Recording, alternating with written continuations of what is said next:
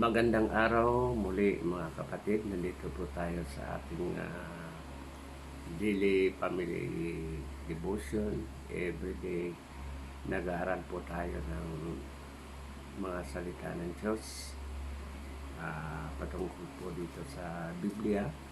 Ang ating pong topiko ay patungkol sa prayer in the Bible from the book of Revelation to from the book of Genesis to Revelation. At nandito po tayo na ngayon sa Kawikaan, the book of Proverbs. So muli ako nagpapasalamat sa Diyos na lagi tayo nagkakasama dito sa ating family devotion. At ako'y nagagalak na at natutuwa na binigyan po ako ng opportunity na makapag-share ng kanyang mga salita sa pamamagitan po sa social media.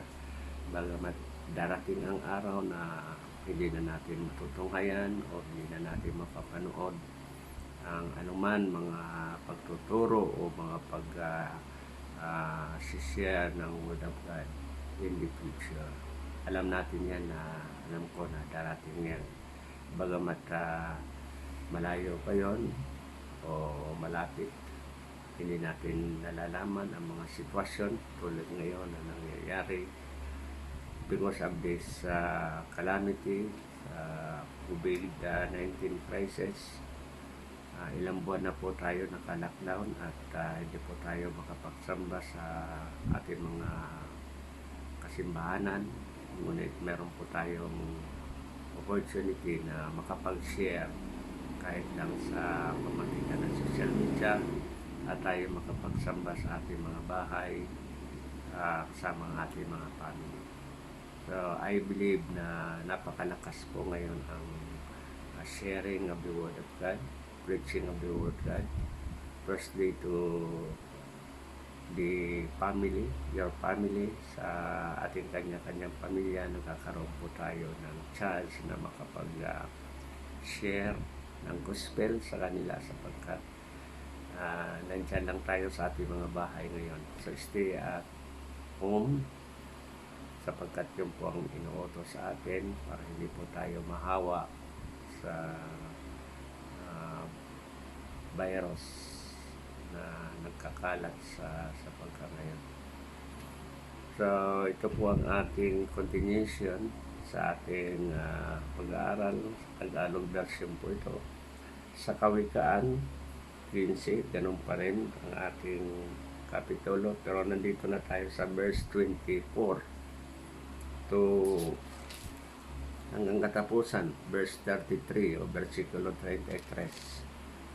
Sabi dito sa verse 24, sa mga marunong ang daan ng buhay ay pataas. Pag-aaralan po natin ang prayer ng Haring Solomon tulad ng kanyang ama na si Haring David ay itinuloy po niya ang pag-aaral at pagsunod sa salita ng Diyos sa pamagitan ng Biblia o Word of God. In-apply pa rin niya sa kanyang buhay kung paano niya mapapamahala ang kanyang kaharian ng kanilang nasyon. So dito po na ating binasa, upang maiwasan ang daigdig ng mga patay. Tunay po na totoo po ito. Sinasabi dito, sa mga marunong ang daan ng buhay ay pataas. Ito po ang ibig sabihin niya, marunong sa salita ng Diyos. Sapagkat ang salita ng Diyos ay hindi po yan lilipas. Sabi dito sa Biblia, mawala man ang langit at ang mundo, ngunit ang salita ng Diyos ay magpapatuloy. Heaven and earth will pass away, but the word of God will never pass away. Mananatili po yan. Ang salita ng Diyos ay mananatili. At ang marurunong sa Biblia, sa salita ng Diyos o lahat ng bagay na pinag-uutos ng Diyos sa kabutihan, ay ito po ang kanilang layunin ay makaiwas sila sa kamatayan doon sa impyerno. At katapusan nito ay patungo sa langit. Tunay po na kung sumunod po tayo at i-apply po natin ang mga salita ng Diyos, ay meron po tayong patutunguhan. Ang ating patutunguhan ay ang langit na ating minimithi at ang ating pinagsisikapan na makapunta po tayo doon, hindi dahil sa ating mabubuting gawa, kundi ang mabubuting gawa ay ebidensya ng sa pamagitan lang po sa ating Panginoong Hesus, pananampalataya sa Kanya, pag-surrender ng buhay natin at pagtanggap sa Kanya bilang Diyos at Panginoon sa buhay natin, ay magkakaroon po tayo ng katiyakan, assurance of salvation. So mga kapatid, ito po yung importante sa buhay natin. At ito po rin ang ating panalangin. So, tulad ng panalangin ni Haring Solomon, na ang mga matuwid na tao, ang kanilang patutunguhan ay ang langit. Makakaiwas po sila sa daigdig ng mga patay. Sa verse 25, wawasakin ni Yahweh ang bahay ng hambog, ngunit ang tahanan ng isang byuda ay ingatan ng Diyos. Tunay po na ang mga hambog o mga mayayabang, wawasakin po ng Panginoon ang kanilang tahanan. Ibig sabihin, magkakawatak-watak ang kanilang pamilya. Hindi po sila magsasama. Dahil sabi sa Biblia, sa salita ng Diyos, pride comes first before destruction. So nauna po ay yabang. Pagkatapos ng yabang, ayun na, destruction na po. So hindi po malayong magkawatak-watak ang buong pamilya kung sa loob ng bahay ay mayroong mga nauna ay yabang, kayabangan na hindi pinakatuwa ng ating dakilang Diyos. Yung po sinasabi dito mga kapatid. Sabi nga ni Pablo, walang dapat tayong ipagmalaki o pagyabang maliban lamang doon sa mga gawa ng ating Panginoong Hesus. Yun lang po ang ating dapat ipagyabang, ang dakilang gawa ng ating Panginoong Hesus. Paano siya sakripisyo, paano siya tiis at dumanas na mga sakit sa katawan o even sa kamatayan, ay tiniis niya po ito at siya nagpakumbaba. Kaya importante po sa buhay natin, magkaroon po tayo ng spirito mapakumbaba. Hindi po tayo maging malaki. Huwag po natin isipin na mas mahigit po tayo sa ibang tao. Lagi natin isip na walang higit na mas nakakaalam, mas malakas, at mas makapangyarihan sa lahat ang ating dakilang Diyos at ang ating Panginoong Hesus. So mga kapatid, maiwasan po natin yan. Maging anuman estado ng ating buhay, masaga naman tayo, o mahirap man tayo, o nasa kalagitnaan lang tayo, lagi natin isaisip ang pagpapakumbaba at mamalasakit sa ating kapwa. Ito po yung ating panalangin po ni Haring Solomon. Imagine, Haring Solomon, siya is the most wisest person during his time.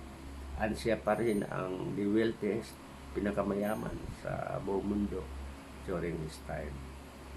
At hindi po sumagi sa kanyang buhay ang pagyayabang, sapagkat naunawaan niya ang salita ng Diyos. Naunawaan niya ang mga payo sa kanya ng kanyang ama na si Haring David, sapagkat ang payo ni Haring David ay nagmumula po sa salita ng Diyos. Patuloy po tayo dito sa 26. Kasuklam-suklam kay Yahweh ang iniisip na masama, ngunit kasiyahan niya ang pangungusap ng may malinis na diwa. Totoo po ito sa ating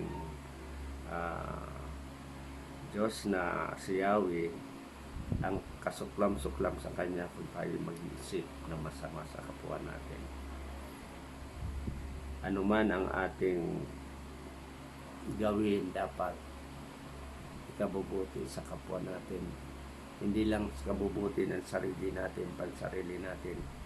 Sa panahon ng crisis, unawain po natin ang kapakanan ng kapwa natin, kapakanan ng ating lugar, kapakanan ng ating gobyerno, kapakanan po ng ating ekonomiya, kapakanan po ng ating bansa, at kapakanan po ng mga ibang bansa sa buong mundo. Ito po ang dapat natin isipin. Kaya sumunod po tayo kung ano pinag-uutos na ikabubuti sa atin ng ating gobyerno.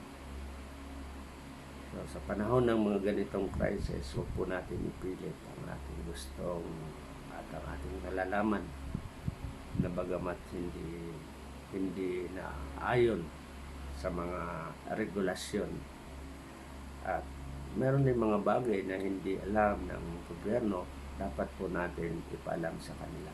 Iyon pong ating responsibilidad na ipaalam sa kanila kung ano nararapat nilang gawin. Bilang mga Kristiyanos, maging influencer po tayo. Magkaroon po tayo ng influensya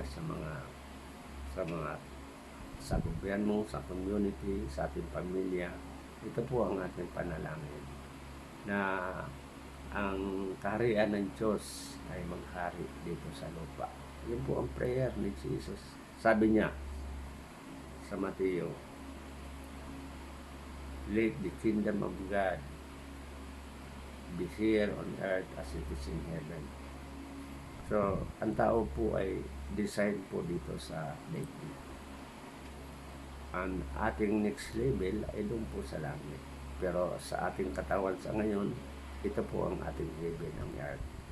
Kaya ito po ang ating mga panalangin na magkatotoo at matupad ang lahat ng mga kagustuhan, the will of the Father God, na mangyari dito sa planetang Earth. 26 pa rin, ngunit kasiyahan niya ang pangungusap na malinis na diwa. Totoo po ito, mga kapatid. Kasiyahan ng Diyos kung meron po tayo malinis na buddhi, malinis na isip, malinis na pag-unawa, pag-iisip, malinis na gawain, malinis na lahat ng layunin natin para ikabuti ng kapwa natin at hindi lang sa sarili natin. Malinis na pangungusap at malinis na diwa. Ang gahaman sa 27, ang gahaman sa salapi ay nauwi sa kaguluhan. Ngunit ang tumatanggi sa suhol ay mabubuhay ng marangal o matagal. Tama po ang sinasabi dito. Huwag po tayo maging gahaman sa salapi. Sa panahon ng crisis tulad nito, bawal po ang mag-hoarding. Bawal po magtago. Dapat ipalabas po natin yan. At bawal po mag-overprice. Kailangan po intindihin po natin ang ating kapwa. Panahon ng kalamidad ay panahon ng pagtutulungan, panahon ng bayanihan sa mga Pilipino. Yung pong the best na kaugalian ng mga Pilipino na ating namana sa ating mga ninuno. Magbayanihan po tayo, magtulungan po tayo. Ang mayroon, i-share po natin ang ating blessing.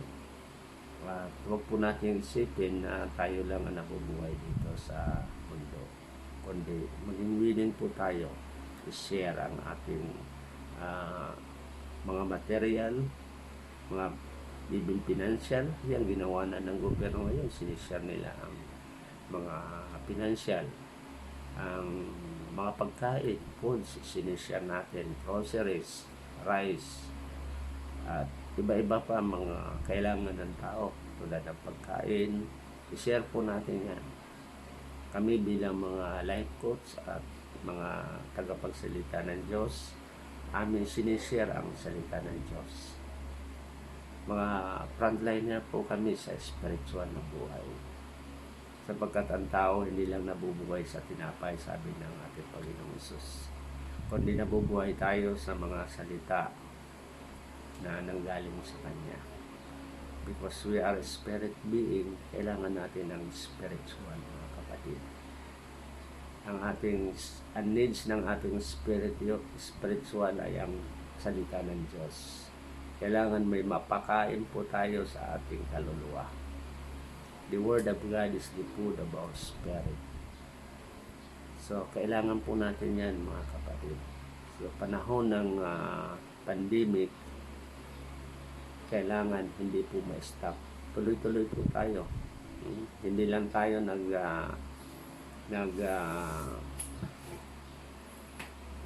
tatapos doon sa ating mga Bible studies, sa ating mga outreach, sa ating mga simbahan, sa ating mga ministry, kundi sa pamamagitan ng social media, karoon po tayo ng pagkakataon na magamit ang technology and social media para maipasya natin, maiparating natin ang mga pagtuturo ng salita ng Diyos.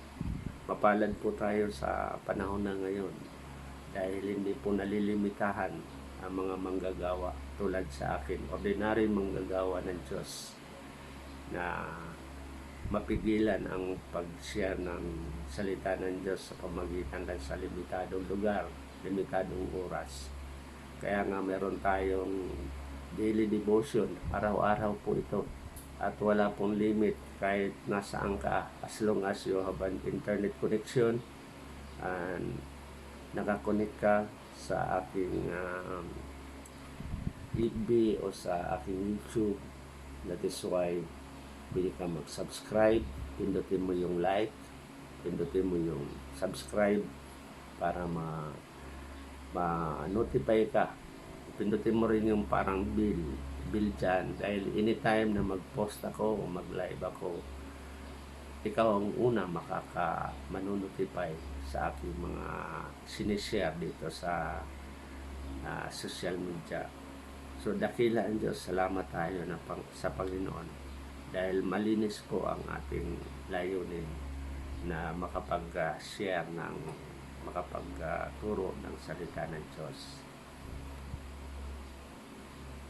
Sa 28, tinitimbang na matuwid kung ano ang sasabihin, ngunit di na iniisip na masama ang kanyang sasalitain.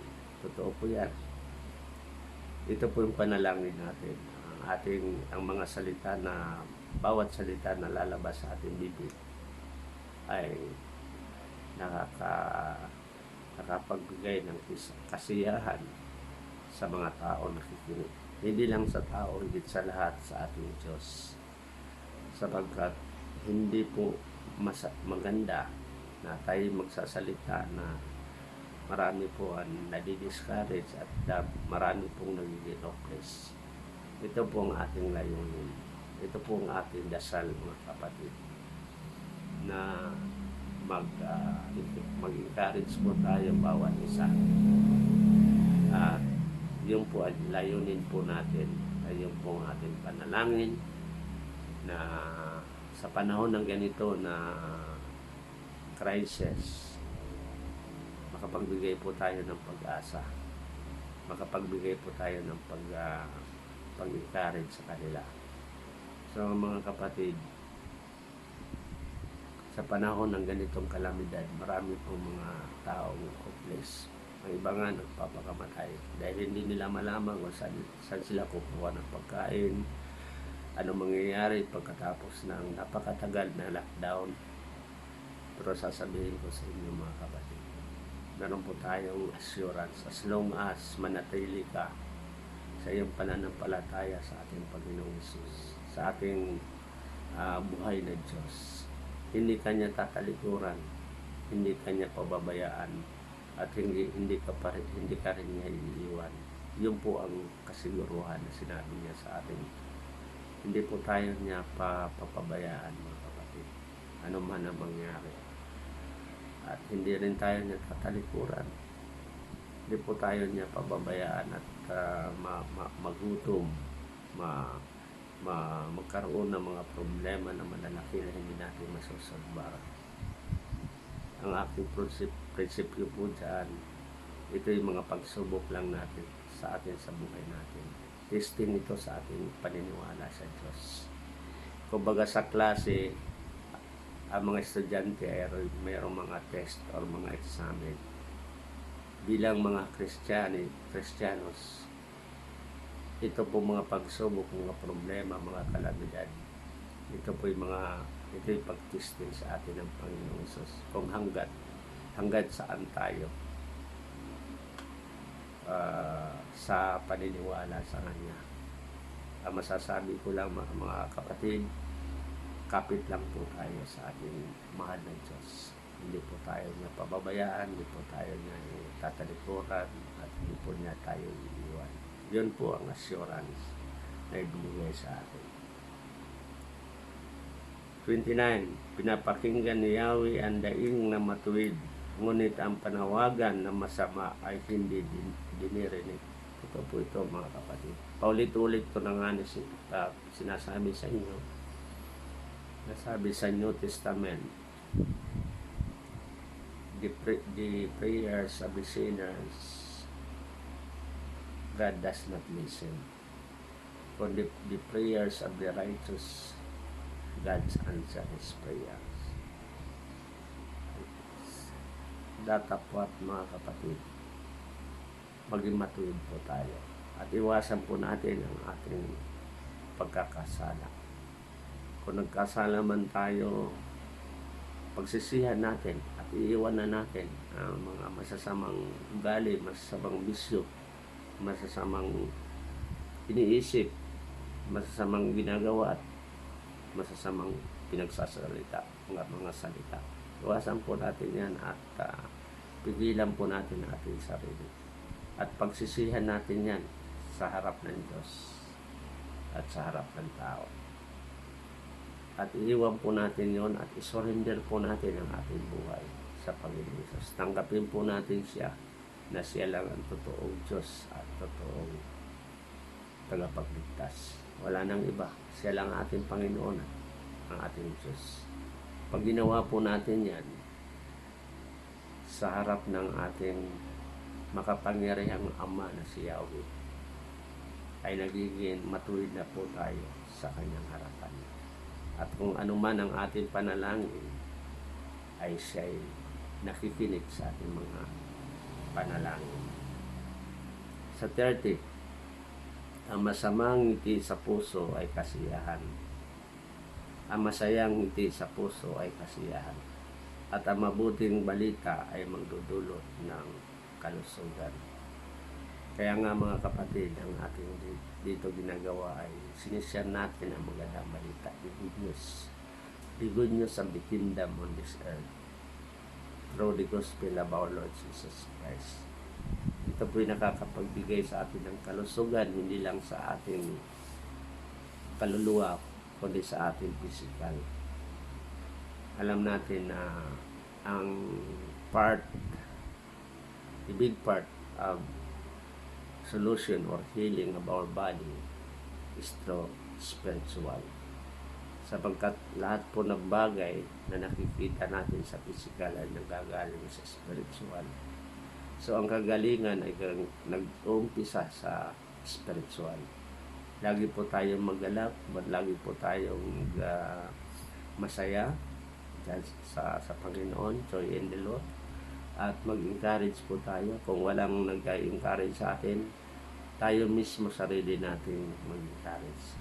Marami po tayo babalitaan at napapakinggan na sa pamagitan ng connection sa Panginoon, sa Diyos at sa kanyang pamilya, mga pag-encourage ng kapwa niya, ang kanyang kapamilya at sa mga kasama niya, pag-encourage ng mga nurses at mga frontliners, ay mabilis po ang recovery ng mga naging biktima o mga kaso ng COVID-19.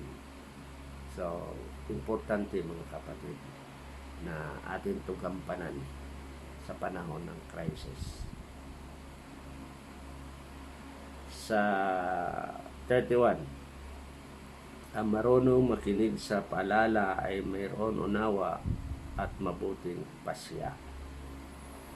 Dapat po makinig po tayo ng mga payo ng mga eksperto, payo ng ating gobyerno, eksperto ng World Health, ng DOH, lahat na nasa frontliners, lahat na nasa gobyerno, lahat ng mga marunong, mga nagpapayo galing sa Biblia, mga spiritual advisor o spiritual influencer, mga life coaches, mga pastors, mga ministers,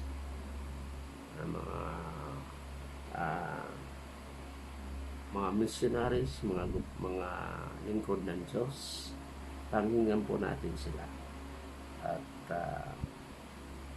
sundin po natin ang paalala, lalo na yung mga naisulat dito sa Bible, at madali po tayo maka-recover, madali po tayo magtagumpay sa lahat ng ating mga binabalak, at higit sa lahat magiging malusog po ang ating mga katawan at may lalayo po tayo sa mga sakit. At kung may sakit man tayo, ay madali po ang ating recovery. Yun po ang desire, yun po ang panalangin ng bawat isa sa atin. At ang iyong lingkod, yun po ang ating panalangin. Kaya po nagkakaroon po tayo ng prayer in the Bible from Genesis to Revelation, sapagkat gusto po natin na magbigay ng encouragement at madali po maka-recover may mga sakit, may mga problema, may mga sarilanin sa buhay. Dito po tayo sa last verse, sa 33, ang paggalang at pagsunod kay Yahweh ay nagtuturo ng katarungan, at ang pagkumbaba at ang pagpapakumbaba ay nagbubunga ng karangalan. Totoo po ito mga kapatid, sa ang salita ng Diyos, na ang mga sumusunod sa turo ng ating mahal na Diyos, mangyaring Diyos, ay nagdudulot po ito ng karunungan at kasaganaan, at mga mapagkumbaba ay nagbubunga ng karangalan. Yun lang po ang atin dapat pagmalaki mga kapatid. Wala man tayo mga material, financial, dahil sa crisis, dahil sa nawalaan po tayo ng trabaho, walaan po tayo ng hanap buhay, ang mananatili po sa atin ang ating karangalan, ang ating pagpakumbaba. At yun po ang ating prayer, na anuman mangyari, hindi mawala sa atin ang ating karangalan. Yan lang po ang ating iingatan, na hindi mawala sa atin yan. So, salamat sa inyong mga pakikinig sa ating daily devotion for today. Salamat sa inyong pagsama sa akin, at manalangin po tayo. Ama makapangyarihan, salamat po sa iyong mga salita. Salamat sa mga aral na ibinigay mo sa amin, na ikaw ay nakikinig sa mga panalangin ng mga matutuwid na tao. Ang mga taong may pagkatakot sa iyo, may pagkatakot sa Diyos, at susunod sa iyong mga kautusan. Nawa, Panginoon, na tawid po kami dito sa crisis na ito, at magtagumpay po ang aming gobyerno, magtagumpay po ang buong mundo sa pagkikipaglaban sa pandemic, sa COVID-19 pandemic o sa crisis na ito. Ibalik mo po na mahigit na masagana ang bawat isa na nakikinig sa programang ito. Salamat, Panginoon, sa mga answers prayer. Ito po ay aming panalangin, na aming matanggap ang iyong protection, ang iyong pag-ibig, ang iyong pag-unawa, at higit sa lahat, ang iyong mercy, love, and guidance. and salvation. In Jesus' name we pray. Amen. Salamat mga kapatid na nakikinig sa ngayon. See you next episode sa susunod natin na magkaharap-harap muli dito sa ating social media, daily devotion, mga ating ginagawa araw-araw. At salamat sa pakikinig. God bless you po.